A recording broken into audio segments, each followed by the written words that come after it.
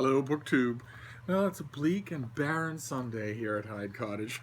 And for those of you who might be new to the channel, that is my term for Sunday, because Sunday there is no mail. No free books for Steve. No visits from the postman, nothing new to open and glom all over. I have to make do with my tiny assortment of books on the premises.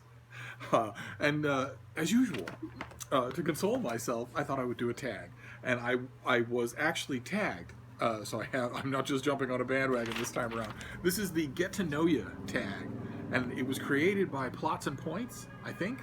And I was tagged by Curtis Books and Film, which is he has a wonderful BookTube channel. If you like my channel, you'll like his because we're so much alike. Two soft-spoken, shy 20-somethings just trying to make our way in this topsy-turvy world. And it consists of just half a dozen questions about me. Starting with number one, what do you want to tell us about yourself? I'm assuming that the nature of the Get to Know You tag and is sort of aimed at people who might be new to your channel. So I'll be going over on these questions a lot of stuff that people who have already watched my 78,640 videos will probably remember. But the bare bones, I guess, what I want you to know about myself, there's not much to know. I am a prolific reader and writer about what I read. It's a huge chunk of my day. I have a sweet, old, frail dog who needs care. I take care of her, and other than that, reading and writing about what I read are pretty much all I do. So that's the real key thing to tell you about myself.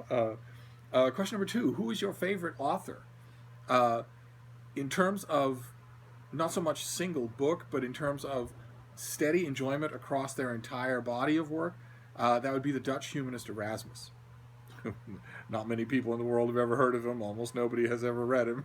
He wrote a huge amount, and in his own day, he was the Western world's most popular author by far. Everyone knew his name, and all of the book people, the 15th century, 16th century equivalent of BookTube, waited for his new books.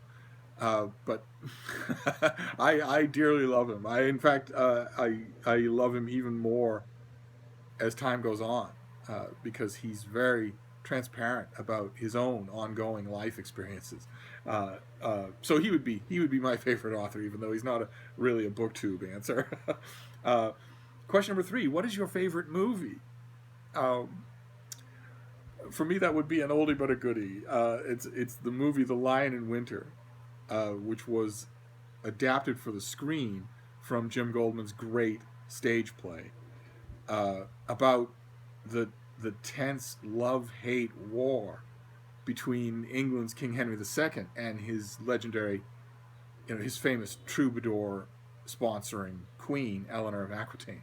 And the war between them also takes in their sons, Richard, John, and Geoffrey, two of whom will go on to become king.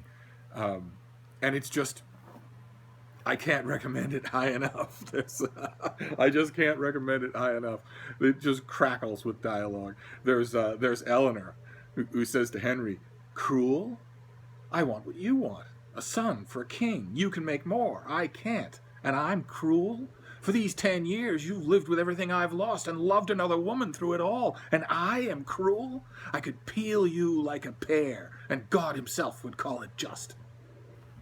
Or there's Henry, who at the climax of the play is betrayed by all three of his sons, and is stunned. This man who's never at a loss for anything, and looks up at them and says, "My life, when it is written, will read better than it lived. Henry Fitz-Empress, first Plantagenet, king at 21, ablest soldier of an able age. He led men well, he cared for justice when he could, and he ruled for 30 years a state as great as Charlemagne's. He married out of love, a woman out of legend. Not in Alexandria, nor Rome, nor Camelot has there been such a queen. She bore him many children, but no sons. King Henry had no sons.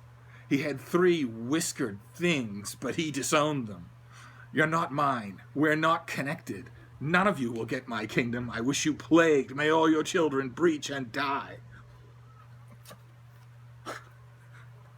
It's, it's no picnic of a movie, but it is awesome. And it also has the benefit of being, it is Anthony Hopkins' first screen performance as Richard the Lionheart, but more importantly, it's the greatest actor of the 20th century, Pete O'Toole, and the greatest actress of the 20th century, Katharine Hepburn. Both of them at the absolute peak of their form, hammering away directly at each other. I highly recommend it. I could also perform it for you if you'd like. Question number 4. What is your favorite TV show? In an earlier version of this question, I blurted out Baywatch, and that was incorrect. My actual answer is Baywatch Hawaii. Question number 5. What is your music taste? I love the Baroque. Sammartini, Venturini, Zuccheri, Brescianello, Galuppi, Massini, Nardini, Fiorilli, Bonporti. Oh, these people. The music, it ripples like the water of the Grand Canal in Venice. It's just gorgeous. Just gorgeous. Drives me nuts when classical music purists refer to it as elevator music. But what are you going to do? Question number 6. What is your favorite sport? If the question means what is your favorite sport to play, then I don't have one. If the question means what is your favorite sport to experience, especially to attend, BookTube. Allow me to describe to you a wonderful, wonderful experience. It's early fall. The first tang of cold is in the air, but by the middle of the day, it's the kind of cold that gets you in the morning, but by the middle of the day, it's perfect. And the sky is a little bit overclouded, and it's 10 in the morning, and the parking lot of the stadium is completely full. Kinnick Stadium, I mean, of course, here in Iowa City, is completely full of cars. And people have arrived early for a Hawkeyes football game. And it's a beautiful day. It smells of burnt wood and fallen leaves. And everyone is tailgating in the parking lot. Not just what you might think off the top of your head about tailgating with massive amounts of alcohol, but also families and friends getting together to barbecue or whatever, to have trestles full of great food. And then when you've eaten, drunk, you're full, to file on into the stadium and watch the Hawkeyes trounce all over their opponents, and then go about your day, having had a wonderful, wonderful time.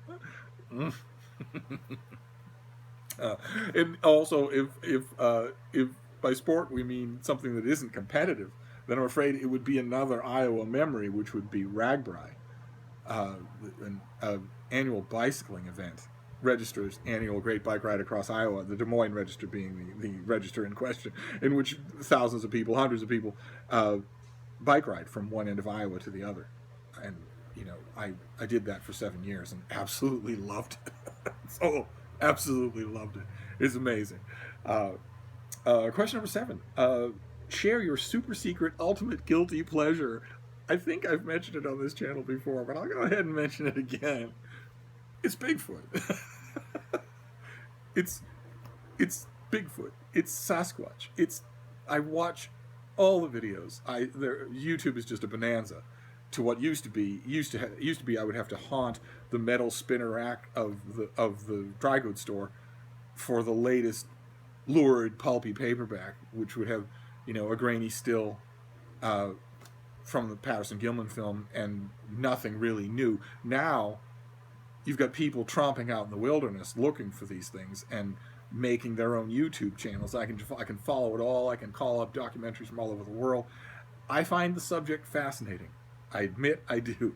I have yet to see many BookTube channels, BookTube Bigfoot enthusiasts, who haven't gone a little bit around the bend with the subject. It tends to do that to people. If you are positing an unknown anthropoid species, low in numbers, slow in reproductive rates, primitive but watchful, smart enough to stay out of humankind's way. If you're positing such an animal, maybe a subspecies or a sister species of human, that lives still in the thickly forested, dense, underpopulated regions of the world, okay. Okay. If you're positing that, there's actually ample physical evidence to suggest you might be right. But you don't, Bigfoot fanatics never stop there.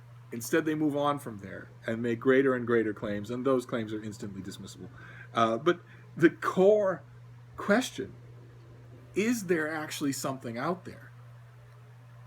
I think is fascinating, even though it's disreputable even to mention it. You certainly couldn't, like, for instance, you can't, if you're, there's only, I think, one or two accredited academics who can write about Bigfoot and still retain their career. And they have scrupulously hewn to the line of, I need physical evidence. I need good physical evidence. You going out into the woods with a couple of your buddies and hearing a weird sound you don't understand and telling your local radio station all about it 2 months later and leaving out how drunk you all were, that doesn't count. I need a very good, recent, fresh footprint cast that doesn't look fake and that doesn't look identifiable. I need something like that. There's all sorts of evidence against. There's pushback against, for instance, the fact that those large and densely forested, unpopulated areas of the world are being attacked every day by deforestation, by human activity. Every single day, an amount of them the size of Rhode Island is gone. And every single person who's doing the attacking, every single person that's out there pleasure hiking, every single person that's going birding or whatever, everywhere, all over the world, every single one of those people is now carrying a high-definition camera with a zoom lens. And yet, there is no absolutely unambiguous film or photos of this thing. Not one piece that isn't, if you squint, you can sort of make it out, or he's bent over, or he's 1,000 miles away, and I'm sorry about that. I ordinarily film things that are 1,000 miles away from me. Or worse still, the Bigfoot fanatics who go out into the Pacific Northwest specifically intent on filming these things, and then when they see it, they see something furry in the distance that's moving around in an odd way. They film that. It's not anything. It's not anything at all. And then the film ends. And you watch it and you think, well, okay, it was the whole reason you were out there. Why didn't you run straight towards it? And settle this question once and for all. And of course, there's an answer for that. There's an answer for that. It's just not a pleasant answer to come up with. The answer for that is because you knew it was a bear. You want views for your channel, but you're not going to run towards that thing because you know it's a bear. Anyway. And of course, the longest answer is on my guilty pleasure. So there you go. There you go. That is the get to know you tag. And also for me to do is tag people. And I want to tag a ton of people. Of course, I want to tag Britta and Jess and Olive. I want to tag Caleb. When's the last time Caleb made a video that had his own words in it instead of quoted poetry? I want to tag Richards and Reeds. I want to tag Brian's Book Bastion.